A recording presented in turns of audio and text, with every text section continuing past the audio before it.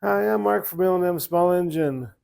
Last week I started doing a video on this two-wheeled wheel trimmer from Ariens, and they ran the motor out of oil because the gasket between the oil filler and the base was either bad or the top got loose. And anyways, that was last Tuesday or Wednesday. Anyways, they didn't want to stick the money into it, so they basically gave me the two-wheeled trimmer the day after Thanksgiving.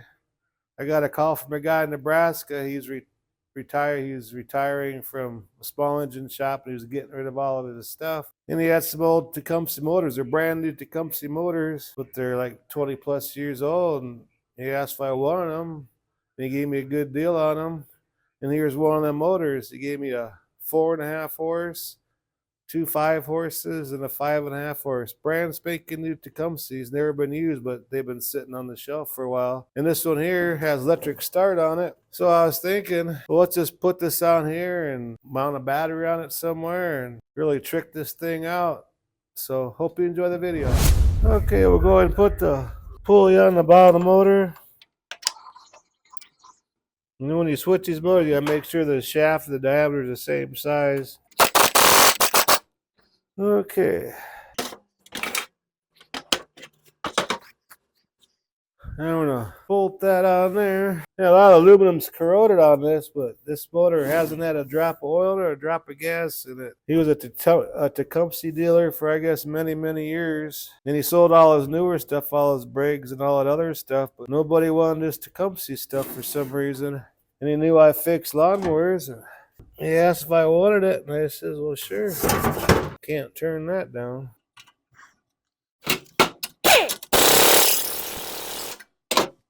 Hey, once we got one started, it'll be a lot easier. I guess before I get too carried away, I better get a new belt put on there.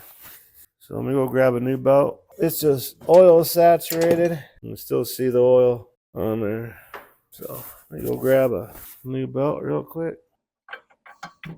It's a lot easier doing it this way before we bolt it up.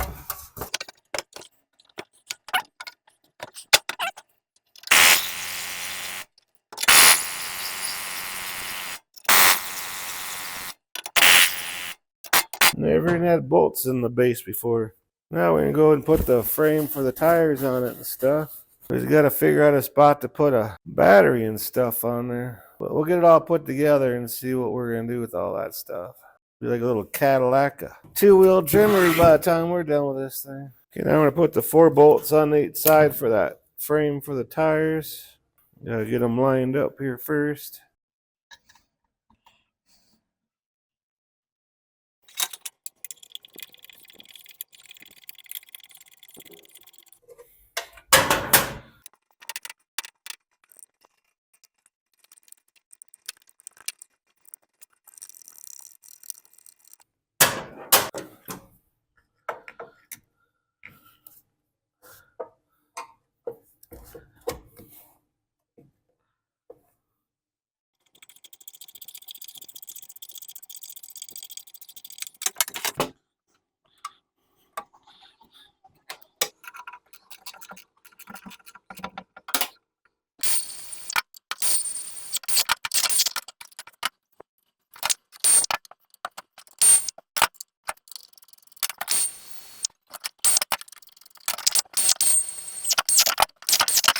Okay, now we can put the front on.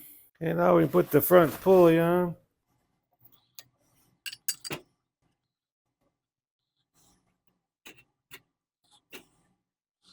Now we got to put these spacers in.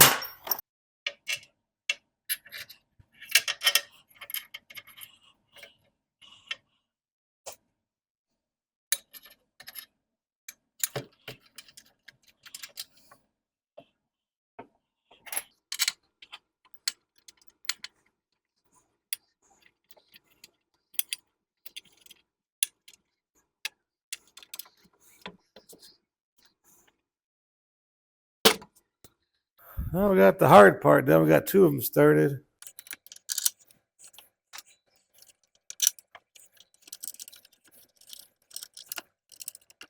There.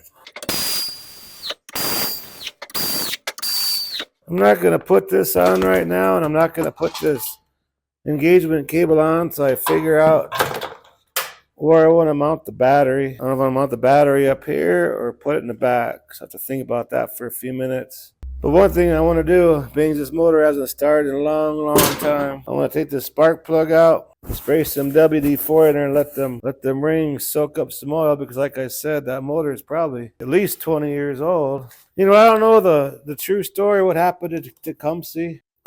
You hear certain things, but if anybody out there knows what the true story is, why they're not Tecumseh anymore, I'd really like to know. I was always curious about that. I heard a bunch of different rumors and stuff, but you know how rumors are. You don't know if that's the truth or not. And I don't like saying something if I don't know if it's true or not. But if anyone out there knows what the true reason why Tecumseh is no longer, please let me know on my YouTube page. But just let the rings and everything soak up smoke. This thing's never even had oil in it before, but like I said, it's been sitting. New old stock, I guess is what you'd call it. The guy that want to throw these motors away, and he gave me 5 altogether, all brand new motors. This is the biggest one, the 7 horse. I appreciate that. I decided I'd love to give kids a chance to get started in business, so probably next spring, I'm just probably going to give it to somebody that really needs it. So if anybody out there knows any boy or girl in the teenagers or young in the teens or 20s that want to start a business, you know, let me know, because I'm probably going to give this to somebody anyway. But we'll let that soak, and I'm going to decide where we want to put that battery. I don't want it in the way. Okay, now I'm going to try mounting the battery. I'm not going to cover up the model number and the serial number with the bracket, but what I had an idea of was like putting that there like that. I got some of that 3/8 ready rod, kind of like bolted in like that. Set the battery in there. Then I have this on top to hold the top of the battery. I'm going to be using this battery right here. Try doing that here real quick. Okay, I put this bracket on, just drilled holes and put nuts on the back of this. So we'll take a battery, set it in here.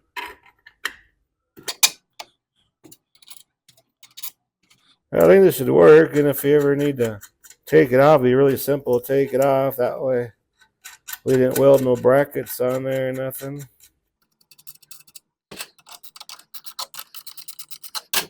I mean, it seems like it's pretty sturdy to me. We'll just double nut it.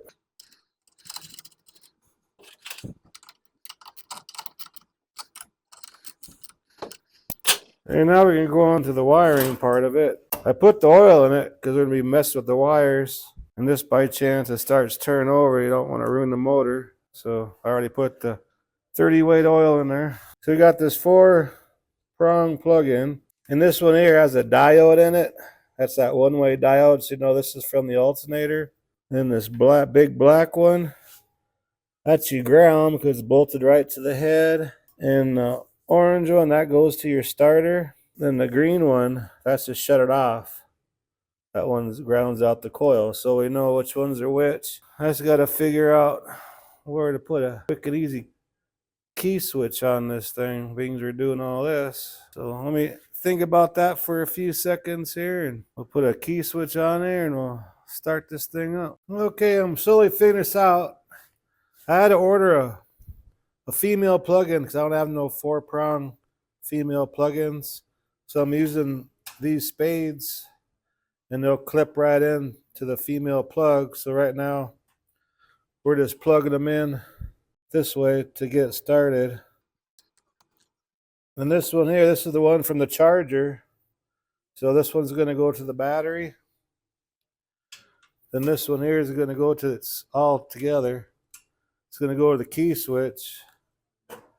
And I'm going to use just a 3-prong key switch.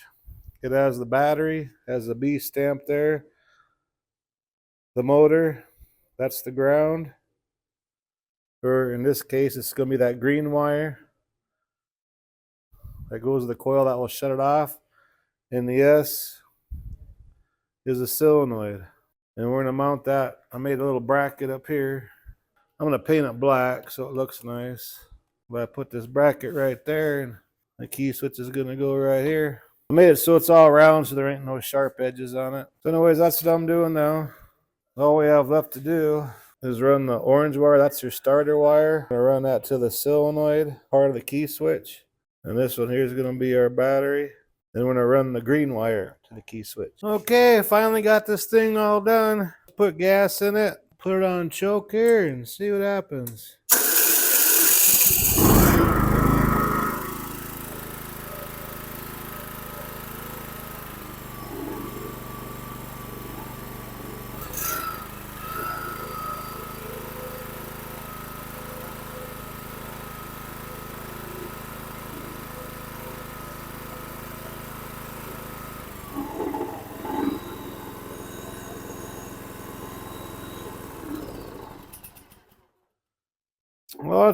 Well, I found out this motor was made in 2002, so it's what, 21-year-old, brand new Tecumseh engine. Anyways, I hope you enjoyed the video, and next spring I'm gonna just give this away to somebody. So if you guys know anybody that is starting up a lawnmower business and really can't afford to get some stuff, please let me know. I'll get somebody next spring. Anyways, thanks for watching, and you have a good afternoon. Bye.